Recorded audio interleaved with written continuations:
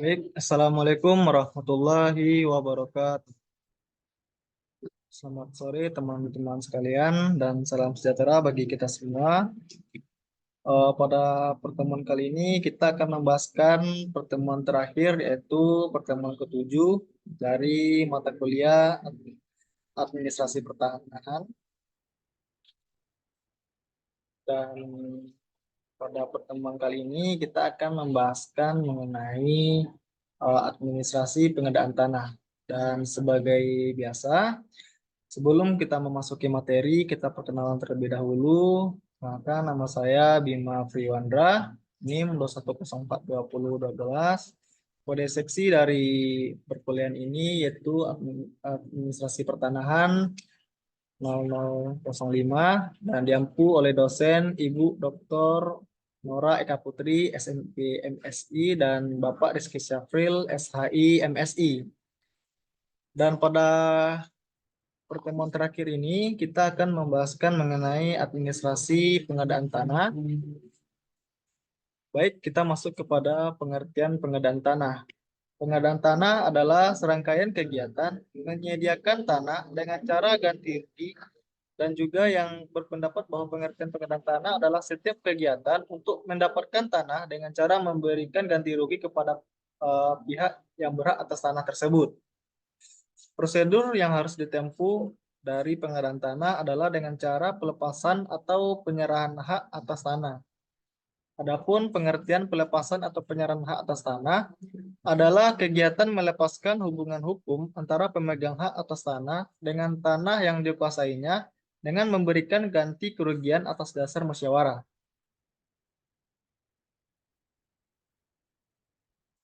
Pada pasal 2 Undang-Undang Nomor 2 Tahun 2012 tentang pengadaan tanah bagi pembangunan untuk kepentingan umum, di dalam undang-undang ini istilah pengadaan tanah merupakan kegiatan menyediakan tanah dengan cara memberikan ganti kerugian yang layak dan adil kepada pihak yang berhak.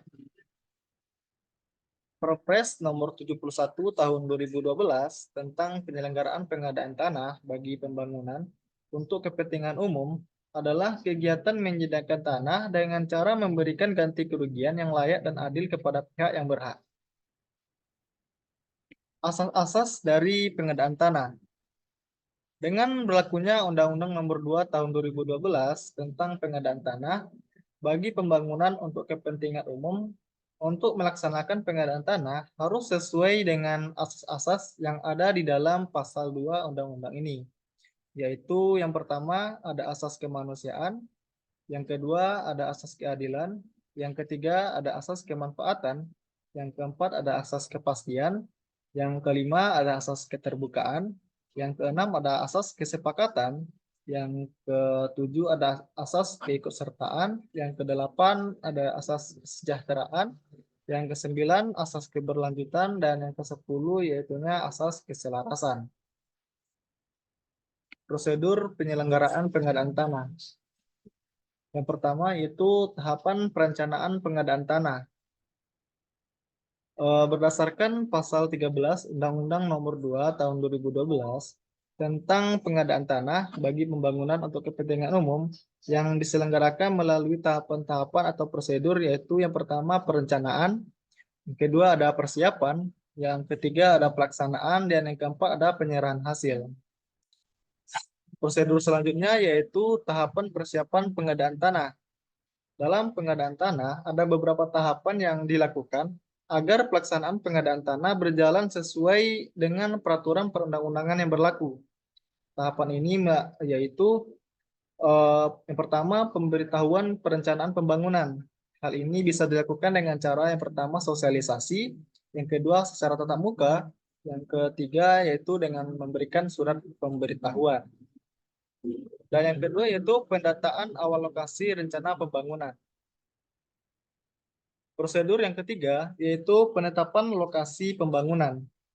Pada pasal 41 Undang-Undang Nomor 71 Tahun 2012 tentang penyelenggaraan pengadaan tanah bagi kepentingan umum, penetapan lokasi pembangunan dilakukan oleh gubernur berdasarkan kesepakatan dengan pihak yang berhak atau ditolaknya dan dari pihak yang berkeberatan. Penetapan tersebut berlaku dalam jangka waktu 2 tahun serta dapat diperpanjang selama 1 tahun. Dan prosedur penyelenggaraan pengadaan tanah yang terakhir yaitu tahap pelaksanaan pengadaan tanah. Pada tahap ini, pelaksanaan pengadaan tanah meliputi kegiatan yang pertama yaitu inventarisasi dan identifikasi, yang kedua penilaian ganti kerugian, yang ketiga ada musyawarah penetapan ganti kerugian, dan yang terakhir ada pemberian ganti kerugian. Nah, itulah tadi teman-teman sekalian materi kita yang terakhir yaitu tentang pengadaan tanah. Nah, sekian teman-teman pertemuan kita pada mata kuliah administrasi pertanahan kali ini. Kita telah membahaskan mengenai materi dari mata kuliah administrasi pertanahan mulai dari eh, pertemuan 1 sampai dengan pertemuan 7. Baik, maaf, wabillahi taufiq. Assalamualaikum warahmatullahi wabarakatuh.